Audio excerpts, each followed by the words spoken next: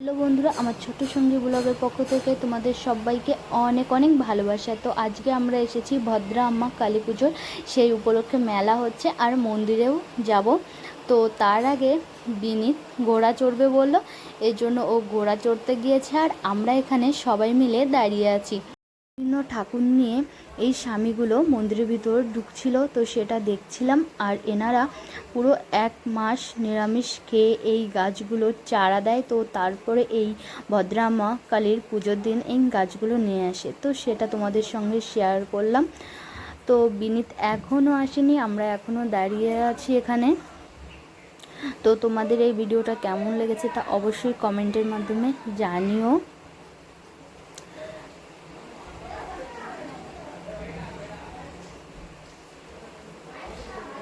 তো দেখো এখানে রাজদীপ আর ওর মামা দাঁড়িয়ে আছে। বন্ধুরা, আমরা ভেবেছি আজকে বোধহয় মেলাটা, কিন্তু আজকে মেলা না, কালকে মেলা হবে। আমরা আজকে এসে গেছি, আর কি করা যাবে। মন্দিরের ভিতরে ঢুকে আমরা ঠাকুরমশাইকে জিজ্ঞাসা করলাম এখানে মেলাটা কবে হবে, তো বলল কালকে মেলা হবে। এখানে খুব সুন্দর মেলা হয়। তো যাই হোক, আজকে আমরা চলে এসেছি আর এটা হচ্ছে মন্দির। এখন আমরা সবাই মিলে মন্দিরের ভিতরে যাব। তো তোমাদের মন্দিরের ভিতরটা দেখানোর চেষ্টা করব, যদি ভিডিও করতে দেয় তবে। তো আমরা দেখো মন্দিরের ভিতর চলে এসেছি। সবার প্রথমে আমরা গণপতি দর্শন করব। আর তামিলনাড়ুর মন্দিরগুলোই মন্দিরে ঢোকার ফার্স্টেই থাকে গণপতি ঠাকুর। তো এই যে ওর মামার কোলে, আর রাজদীপ তো ওর মামাকে পেলে আর কাউকে লাগে না, সবসময় ওর মামার কোলে উঠে বসে থাকে ও। তো এটা হচ্ছে গণপতি ঠাকুর। তো পুজো করছে সবাই। তো আমাদের গণপতি ঠাকুর দর্শন করা হয়ে গেছে, এখন ভিতরের দিকে যাচ্ছি।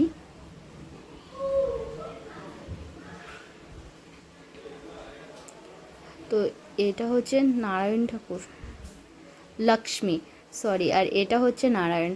তো এই পর্যন্ত আমি ভিডিওটা করেছিলাম, তারপর আর মন্দিরে ভিডিও করতে দেয়নি। তো তারপরে আমরা চলে এসেছিলাম এক্সিবিশানে। তো অনেকটাই রাত হয়ে গিয়েছিলো, এই জন্য এক্সিবিশানের দরজা বন্ধ করে দিয়েছিল। তো এখন আমরা এখানে দাঁড়িয়ে আছি। এবার বলছি আমরা সবাই মিলে খেতে যাব রেস্টুরেন্টে। তো যাওয়ার সময় রাজদীপকে ও দিদা জোরে উঁচু করেছে আর ও কিন্তু ভয় পেয়ে গেছিলো। তো তারপরে আমরা সব এক্সিবিশন থেকে বেরিয়ে আমরা খেতে যাচ্ছি। এখন আমরা রাস্তার ওই পাশটায় যাব। তো এক্সিবিশন থেকে আমরা বেরিয়ে পড়েছি আর এপাশে চলেও এসেছি রাস্তা ক্রস করে। তো সবাই ভিতরে ঢুকে যাচ্ছে আর আমি ভিডিও করছি। বন্ধুরা, আমার বাবার বাড়ি কিন্তু জয়েন্ট ফ্যামিলি, আর আমরা ভাই বোনগুলো কিন্তু অনেক। আমরা যখন এক জায়গা হই তখন সবাই মিলে আমরা বাইরে খেতে যাই। তো আজকে অনেক দিন পর এক জায়গা হয়েছি, কিন্তু সবাই এখানে নেই। আমরা যে কয়জন ভাই বোন আছি, তো আমরা সবাই মিলে আজকে খেতে এসেছি।